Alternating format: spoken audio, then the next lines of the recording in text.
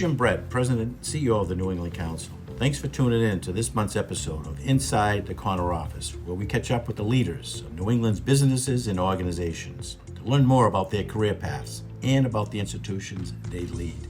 This month, I had the opportunity to catch up with Dr. Pam Eddinger, the president of Bunker Hill Community College. Pam is in her 10th year at the helm of Bunker Hill, which is Massachusetts' largest community college. I had the pleasure of knowing Pam for many years, but in this conversation, I learned more about her incredible background. We also had a great discussion about the important role that community colleges play in ensuring that our region has the workforce we need to continue to grow and thrive, and how we can continue to expand access to the valuable education and training that these schools provide. Thanks for tuning in, and I hope you enjoy the conversation. Pam, it's great to see you, and thank you for joining me today. We always like to start these conversations learning a little more about our guests' personal and professional journey.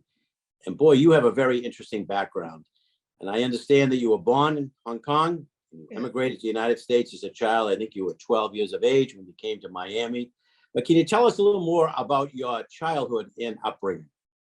Sure. It seems like a million years ago, Jim, now. And yeah, I was 11. So I was a poster child for the chain migration phenomenon, right? Because my uncle Felipe, and our side of the family, my mom's side of the family, were Chinese diaspora. And we've always had business and work in Havana. And generations of men worked in Havana until Havana fell. And so my family moved from there to Puerto Rico, and that's where where my cousins Felipito and Maria was born. So I got a little bit of Latin blood in our family. And then from there they moved to Miami. When I came to Miami, it was an eye-opener, right? It was the typical American dream story. I went to public school. I was in inner city high school. And then from there, I was lucky enough to have met terrific educators, one English teacher in particular, who said, if you like journalism, you really ought to think about Columbia and Barnard. And I said, what are those? I didn't know. And but I did apply and got into Barnard. That move changed my life. So I spent time in New York, did my undergrad in English, and then went across the street to Columbia, and, got my doctorate in Japanese literature and Chinese philosophy. And this is the time when you ask, where do you go get a job when you have that title? Yeah, especially how do you end up in community college education? Right. So I'm, like all graduate students, I actually, my late husband was a Columbia man. He was a year ahead of me, and we got married when I graduated from Barnard, and worked in he went to Syracuse for his training in architecture. So I followed him, and finishing my doctorate as I went. But there is not a whole lot in Syracuse except beautiful scenery. So we came back across to Boston on 90, that wonderful thruway.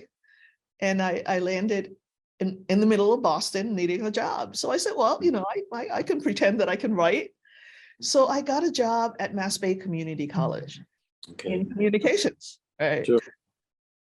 And when I began telling the stories of my students, of their resiliency, their struggle, their background, it was a whole new world that I didn't know. I didn't know that 50% of all undergraduates are in community colleges, and what a huge talent pool it was. So I stayed working for a while, with a foot in both worlds. I was teaching at BU. I was teaching at BU on Japanese literature, and during the day I was doing this communications work. But at some point, the college's president said, I needed a provost. I needed a chief academic officer, and Pam, you have a doctorate, so why don't you be provost for a while? Like, okay. Yeah. So that's how I became. That's how I started doing executive work, really, in the community college world. So what? Now that we know what brought you here, what keeps you here?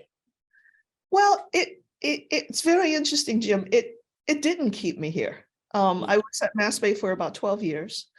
And this was 15, 20 years ago, right? Boston was a very different place.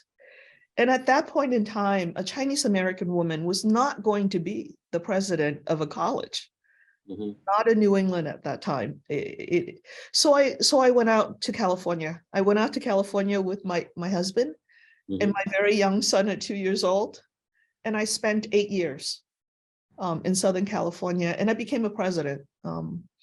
It was a slightly different atmosphere, and then I lost my husband in the middle of all that, but I stayed.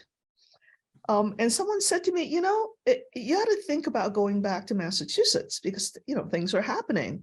And I said, well, unless Bunker Hill opens up or Middlesex opens up, I'm not moving. And of course, the week after I said that, Wow. Bunker Hill opened up. No kidding. Wow. Yeah, and when I came back, it was Boston had changed. I came back just about the time where Marty Walsh was becoming mayor, and Boston was international. It was welcoming.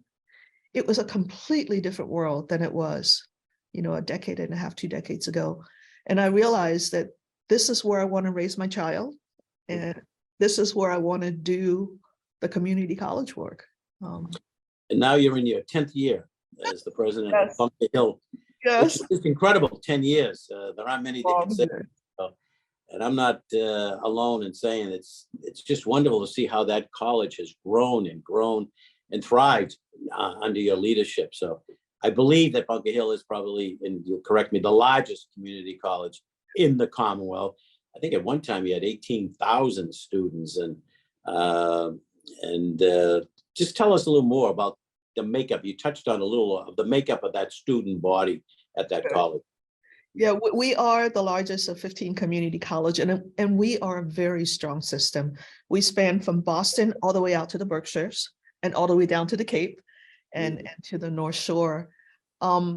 We did, at the height of our enrollment, we had about 18,000 students. We're now about 16,000, and we're going to hover around that number probably for the next couple of years. But we are diverse. We are the 8th most diverse institutions in the United States, and the first 7 is in Hawaii. Wow.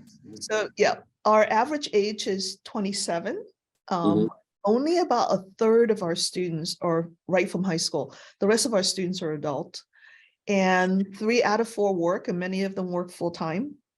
3 out of 5 are parents, and half of those parents are single moms. And our students come within 10 miles radius of the college, and they use the Orange Line as the transportation spine. So we're really plugged into the community. And when our students graduate, they stay, right? So we're not, unlike our selective institutions in Massachusetts and our large private institutions, a lot of those students move out of New England. We're the workforce development base. But the interesting part is how diverse we are. We are a quarter Black, quarter white, quarter Latinx, 15% Asian, and then 10% a wonderful mixture of all of those different things. So we have about 600 international students, and you wouldn't expect that, right, of community colleges. Students from 110 countries speaking 75 languages. Wow.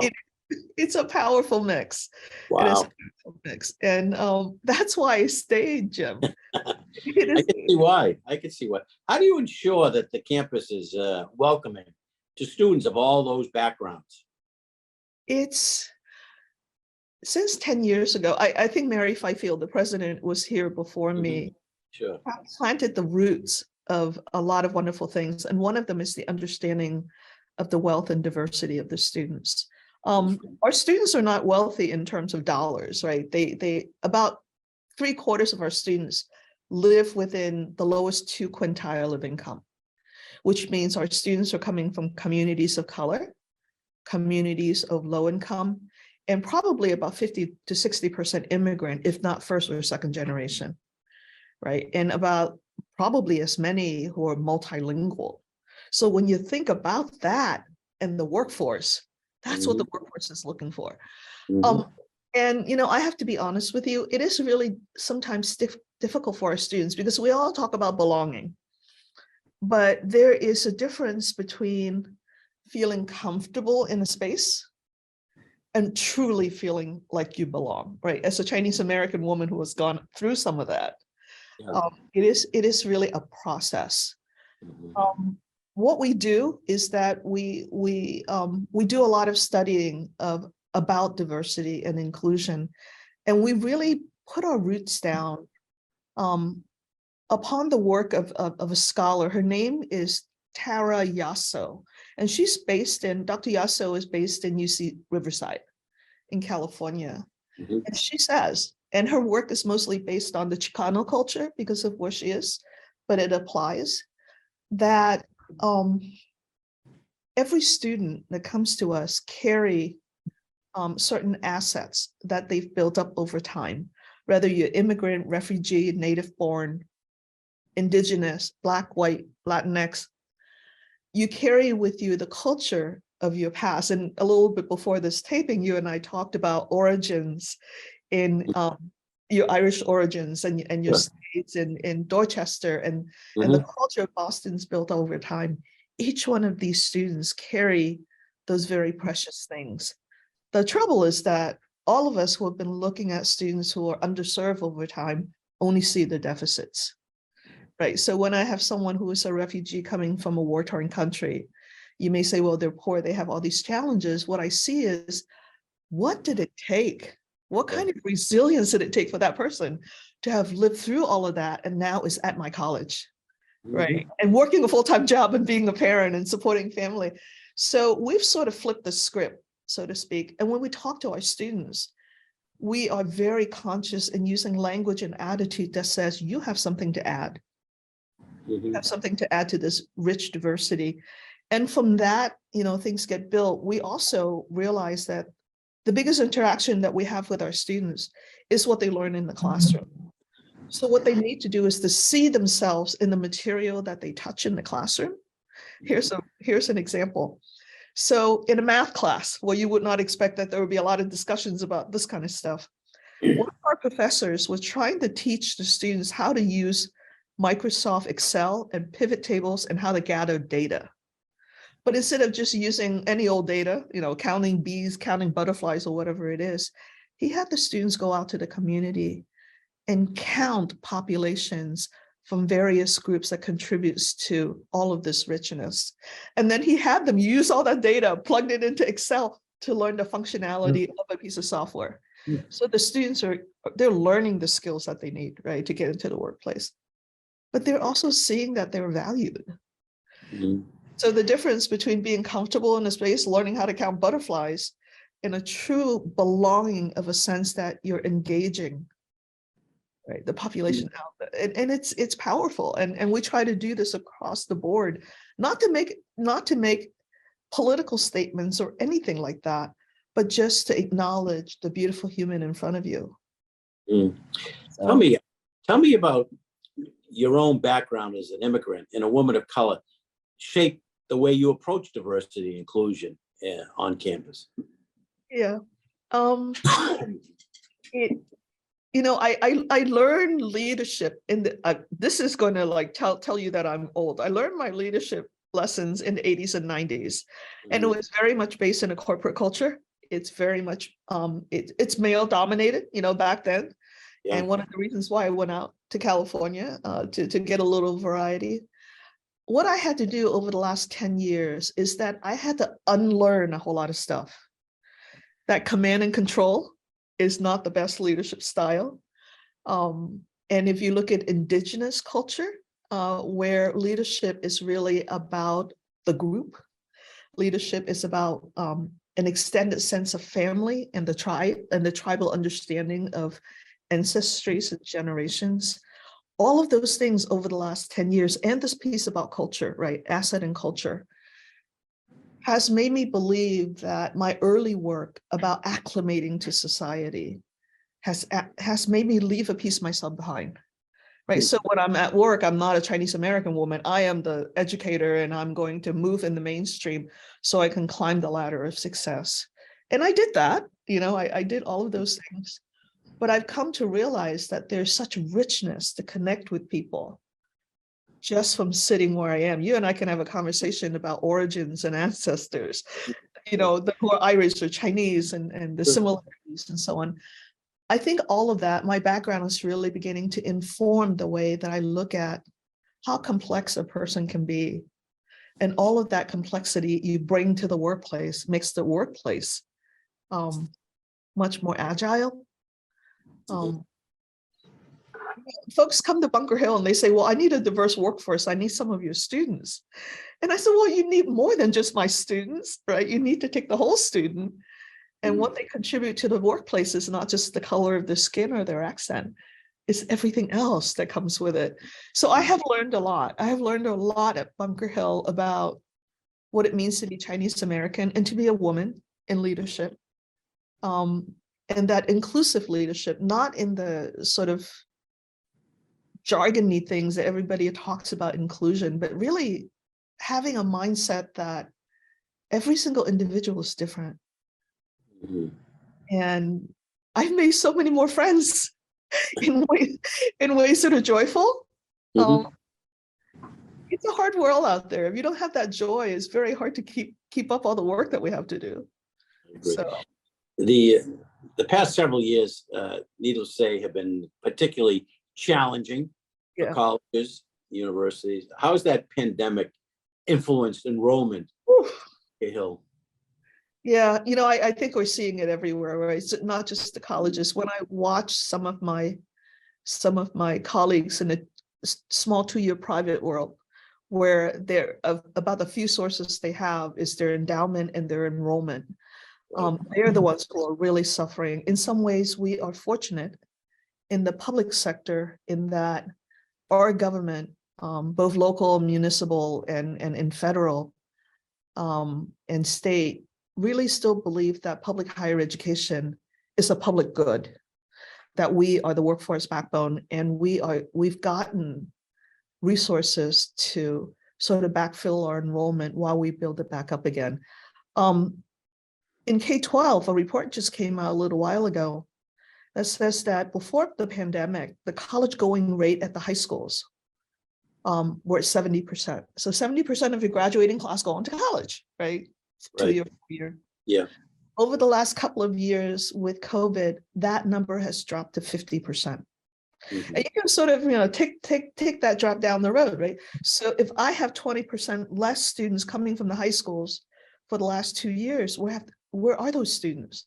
Well, they're out working for minimum wage because COVID has really disturbed and shattered the financial safety net that they have, right? The community safety nets.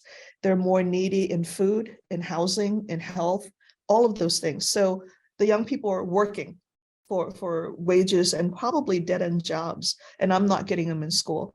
So the goal now really is to work with our K-12 partners and our gateway cities and our immigrant communities to help bring back the students to post-secondary education.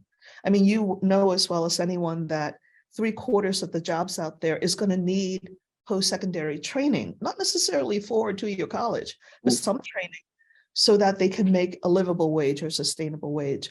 So if I don't do it, who else is going to do it, right? So my goal is to bring those 20% that's been missing back into the community college. And we partner with employers to make sure that if I train someone for a job, let's say in 6, 9 months or a year, that there's a job for them to land at the far end. We had a wonderful, we still have, we're in the middle of doing it. So there's a company called Boatworks in Charlestown. They're right under the bridge. And what they've done is that they have worked with us to sponsor apprenticeships.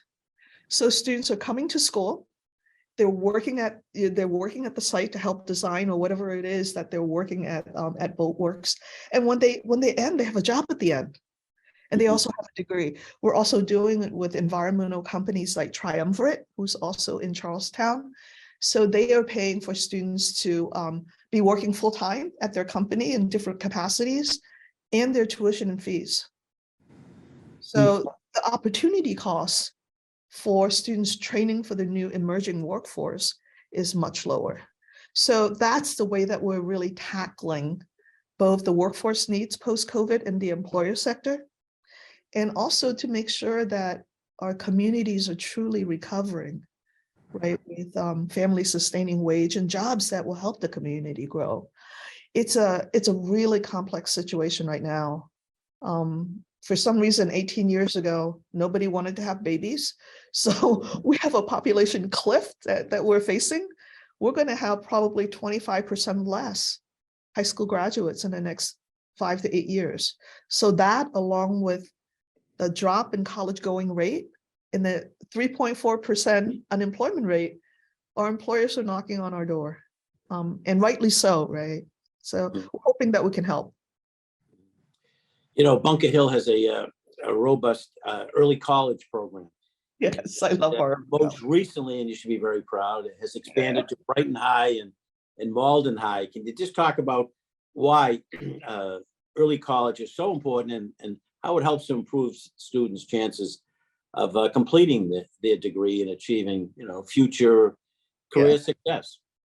Yeah, so we are kind of fussy and particular about our early college. A lot of the earlier programs to get younger people engaged in college earlier are what I call the skim the top programs, right? You go in and like the top 3% of your class, you go to college classes, your parents are really proud and it's a wonderful story in the paper, right? The students that we're targeting to come to early college in the communities that I serve, communities of color, communities of poverty, we're saying anyone is capable. We don't skim the top. We welcome students, whether you make a C, a B, or an A, right, in your classes, as long as you're willing to put in the work, and we have wraparound services to bring you to that goal, which means we're not leaving 50% of the population behind when we develop early college goers. Now, early college we've gotten our first set of numbers, and it's pretty amazing. Most of them take college English and college math, or on the way up, they take the developmental courses, but they finish college English and college math, which means they come to us not needing remediation, right? So that's one. But we're building in what we call career pathways, which means they learn about healthcare, or they learn about IT, or they learn about business as part of their package.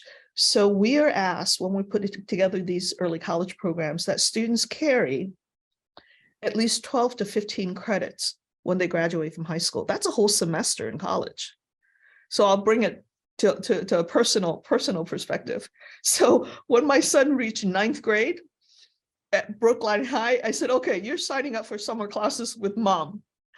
So on Wednesday nights, I wait for him when I get off work at 6 o'clock, because his class is from 6 to 10 at night. So he took 3 years worth of early college summers. He entered UMass Amherst with 24 credits. That's close to a year. Yeah.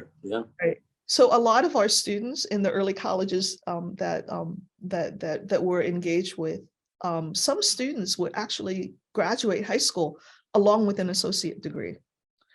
So when you take college courses in high school, they're free because they're funded by the legislature. It is changing the perspective of first generation students, their parents, and their communities. We're literally going in using these programs to bring students a whole different way of looking at advancement, right? So you not only bring students to college level, you give them credit so they can be ahead when they're in college. You tell their parents and the communities that their kids can do it, right? And a lot of these parents don't believe it because that's not their world. We're solving, in part, generational poverty. What are the rates like on graduation from college? Are those going up, or are they stagnant? In early college, they're high. The early college success rate is in the mid 80s, and particularly for for students of color, right? So we, and here's something really strange. If they come to early college with the community colleges, Mhm. the likelihood is that I'll lose a good number of them to the four-year colleges because they're ready. They don't need me anymore. So I'm going to send bills to my four-year colleagues. But that's the good thing, right? It's because you're Yeah. giving them so much more. The college participation rate is really high. They're in the 90s of early college students. Mhm. And so much hope, Jim. It is one of the few times, and I said this to Jim Pizer when he was Secretary of Education. I said, I don't say this often. I've been in this work for 30 years. Early college is one of the few silver bullets that we've found. There's no downside at all that I Mhm. could find. So, right now there's 6,000 early college goers in the Commonwealth. And we're hoping that with the increase that we're asking from the legislature, that in 5 years we'll have 45,000. Wow. So if we can do that, then the needle is going to move, right, in a way that's really perceptible. How many prospective students are out there? Oh, I mean, you want to do I don't 40. know if I can answer. I don't know if I can answer that question, Yeah. because right now, just at this point in time, we're educating just from the Boston Public Schools alone. Mhm. I work with Mary Skipper. We're educating about 200 equivalent full-time students in the Boston Public Schools. Now, they're not all taking 5 classes a semester. That's why I say equivalent students. Mhm. But they're not, I don't want to give you the wrong numbers, but it's probably double, if not triple that amount. Wow. It's Geez, a that's lot. great. That is a lot.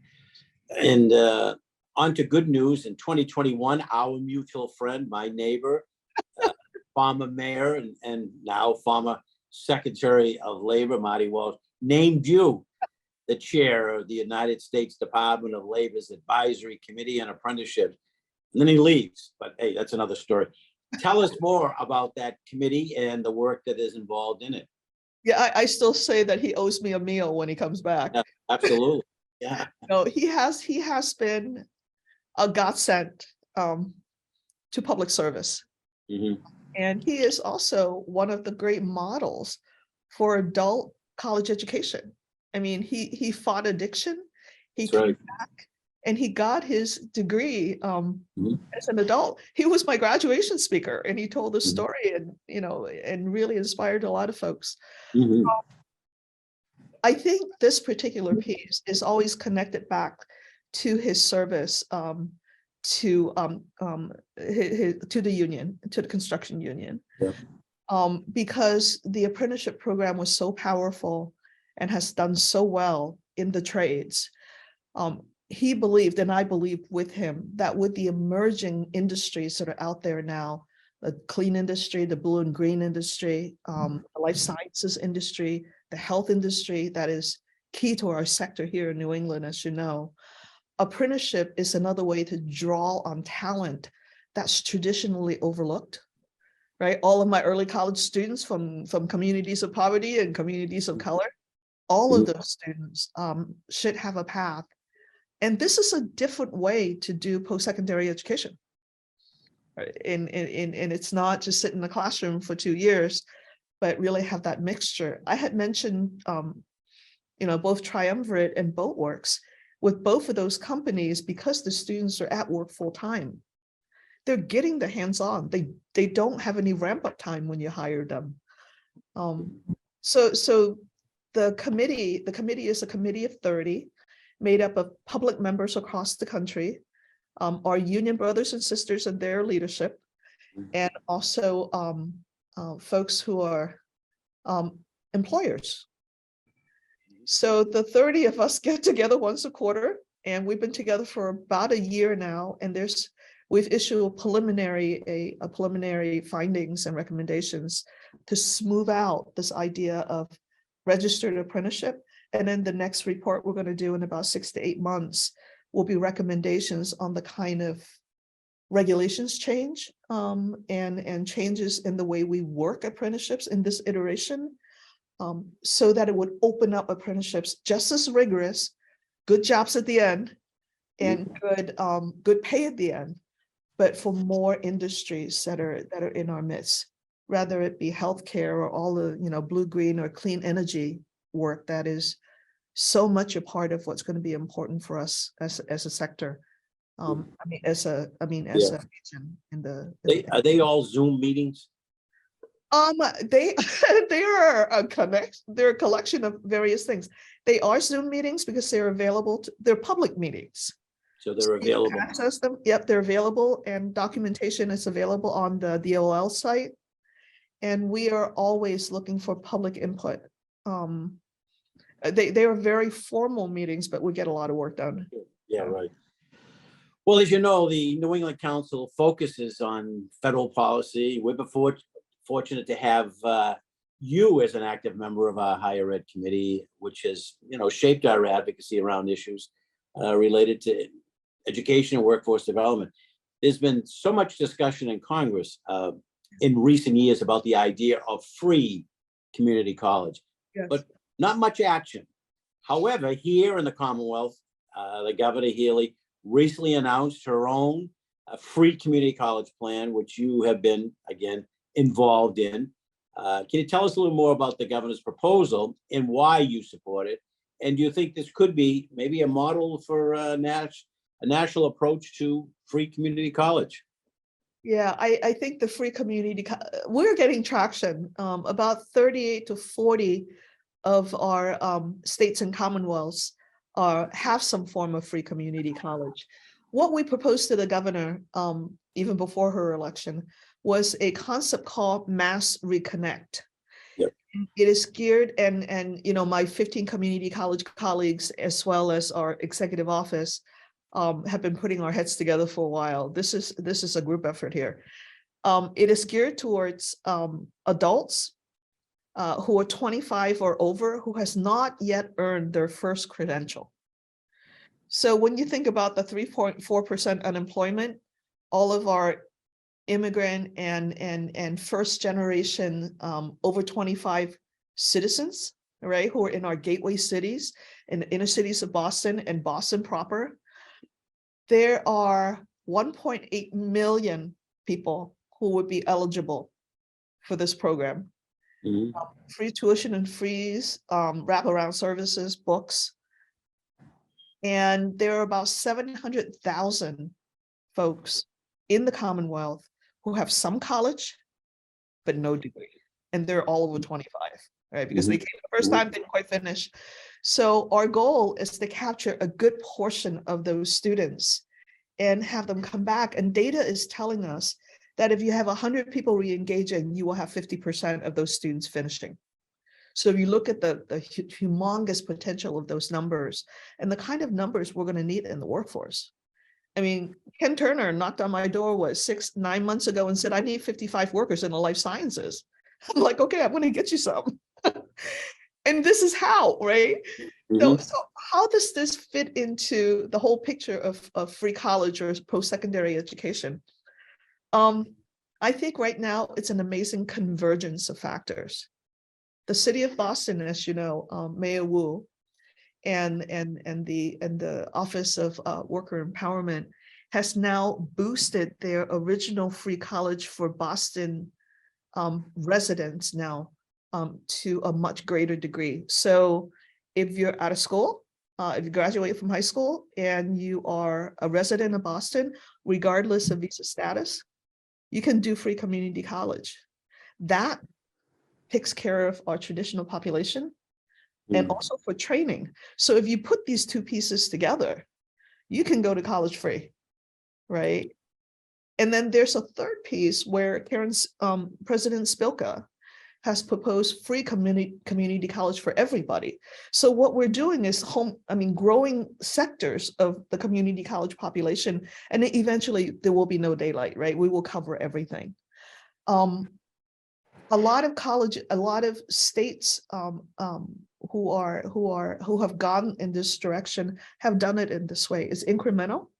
So rather than having everybody flooding the system at once, I think we're poised, right, to get a good group of folks into the workplace really quickly and then also to develop folks who would want more advanced degrees.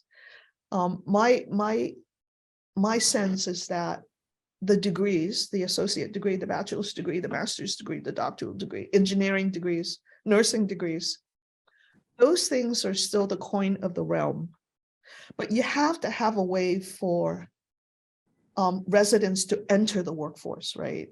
One way for them to step into the lower level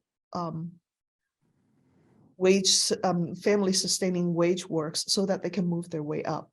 So what we're saying, at least at Bunker Hill, is that there should be no wrong door of how you enter a community college. You can enter from non-credit and short-term training. You can enter to be a degree student. You can enter an ESL. You can enter through early college.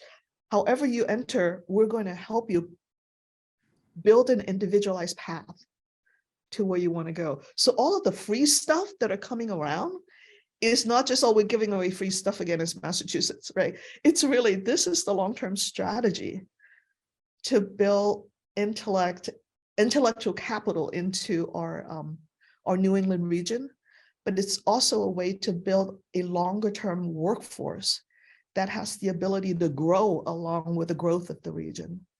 I think this free community college, to me, in my mind, is a workforce investment strategy. It is why the governor, the new governor, put that into the transition team for workforce and economic development, and not just education. So it's powerful. If we can draw the number of workers that we need to support life sciences and all of these things that I mentioned, there's no stopping us. That's great.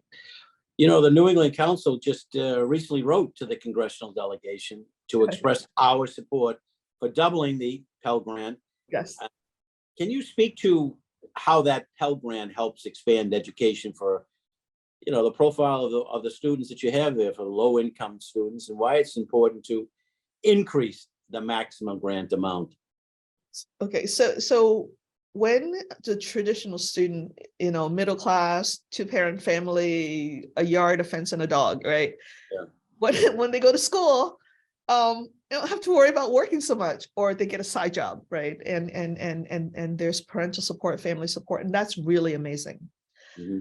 For students who are 26, supporting their own family, making their wage, it is the calculus of what is the opportunity cost, right? To get back and retrain. I work a low-level job at the local Burger King, and I've got 2 kids, I got a family to support, and once in a while, you know, I really have to give my parents money because they're getting older.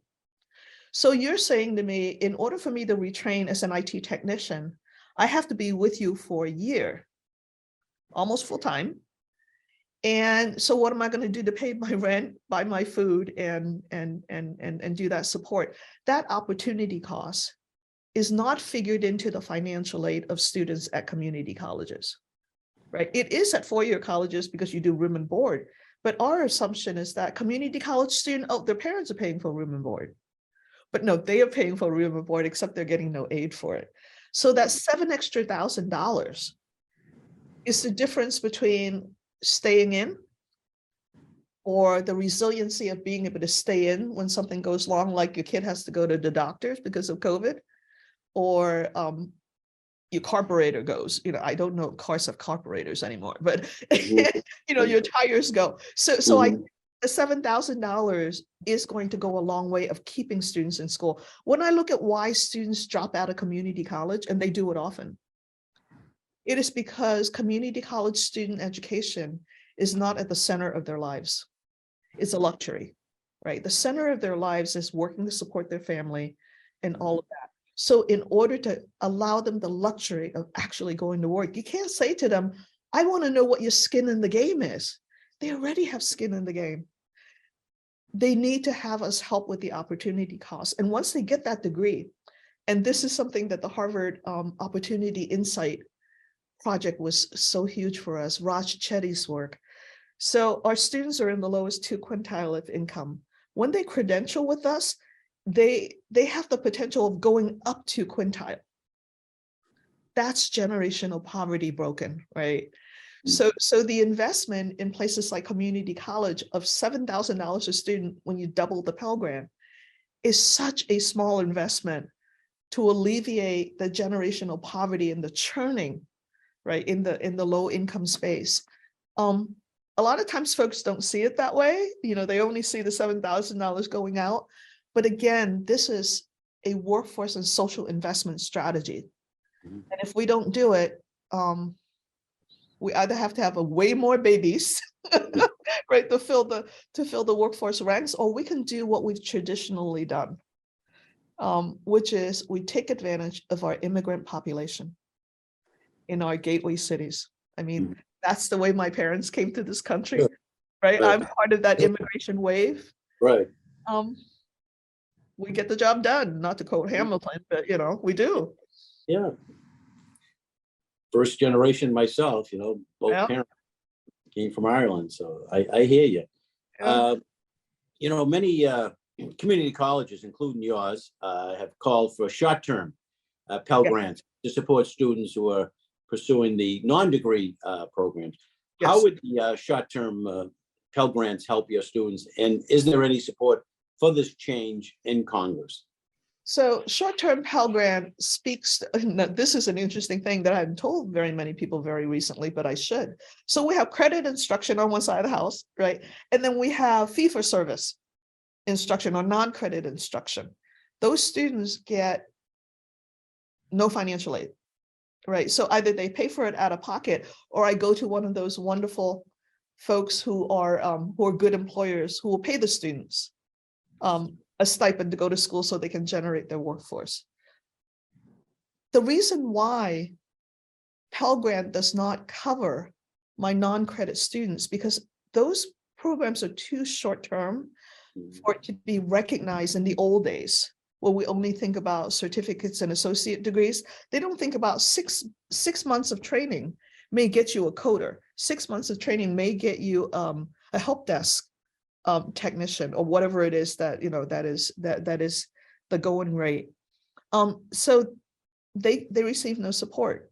What short-term Pell Grant will do is to allow something as short as 6 months or 9 months to be a training program, and students will get financial aid. So we're basically extending the subsidies of the federal government, and saying in policy, we believe those short-term programs can help the workforce and can help us and can help the employers, right, get their workers much quicker. Over the last couple of years, when the credit enrollment was sliding because of all the crazy things that's happening with COVID, the only area that grew was the short-term training, non-credit training. So if you have short-term Pell supporting that movement already, we're going to get more people into the workplace. The other piece that came along with short-term Pell was second chance Pell, which is we are beginning to train and educate incarcerated students who will eventually come out, right, and be part of society again. And for us, it's important because the recidivism rate goes way down. So Pell Grant, it's time for Pell Grant to be reformed. Society has changed, the workplace has changed, and it will allow us to be way more agile than we are now. Well, that's the end of my questions, Madam President. And let me just say, I found this very, very interesting, informative, enlightening, but it gave an opportunity for me to share with all of our members of the council your extraordinary leadership at Bunker Hill and what you are doing day in and day out. The change in the lives of so many of our, residents, neighbors, and friends. And I can see why you're excited every day when you look at the faces of these individuals that walk through that classroom or walk through the door, that you are really helping them to, to have a life that is meaningful and have the skills that are necessary to live a productive life for not only for themselves, but for their families, and to be productive citizens of our community. So congratulations on all that you're doing, but well done. And again, extraordinary leadership. And I can see why Marty Walsh appointed you. Nationwide search but came up with the right candidate to be the chair of the apprenticeship program, the Department of Labor. So thank you, Jim. He still owes me dinner, but two things before I leave you. One is that this work is never done alone, right? I have amazing K-12 partners in the city, the mayor, the Boston Public School folks, our own college here with amazing faculty and staff. Private Industry Council. Private Industry Council, never forget Neil Sullivan. He does amazing work. But Jim, I want to say to you that Boston in and of itself is a small city in scale, you know, when you look across the United States. You have made the city bigger and better and the region bigger and better because you put all of this in context within the idea of New England. You know, my colleagues up in Maine who has a wonderful community college system in Vermont and you know, I'm going to miss some state, Rhode Island and Connecticut. It is probably the most powerful in terms of understanding the dynamics of the economy and education across the United States. Your work in this area is critical. You pull us together as a group. And I appreciate you so much. Well, it's like you said, it's a team effort, and we're blessed to have that team here in the New England Council, both in Boston and Washington. So very fortunate, but you know, it's we fight above our weight when we work together as a region, and that's what we do. We give unconditional love to everyone and work together. And when we work together, you get results, positive results, and that's the genesis of the New England Council. How do we find ways of working as a region together? And you know, we're 2 years shy of 100th anniversary, so it's worked well. And there are very few other areas of the country that have the model that we have: multi-state, regional representation in regional advocacy. So we're very blessed, but we're blessed because of a dedicated staff, but also people like yourself who say, I'd love to be a member of the New England Council. And because your membership and your advocacy, we're able to articulate the important issues in higher ed. So, well, Jim, count me in always. All right, I appreciate it. Pam Eddinger, the president of the Bunker Hill Community College, the largest of the 15 community colleges here in the Commonwealth. So thank you, keep Jim. on keeping on, Pam. Okay. Thank you. All right, thank you.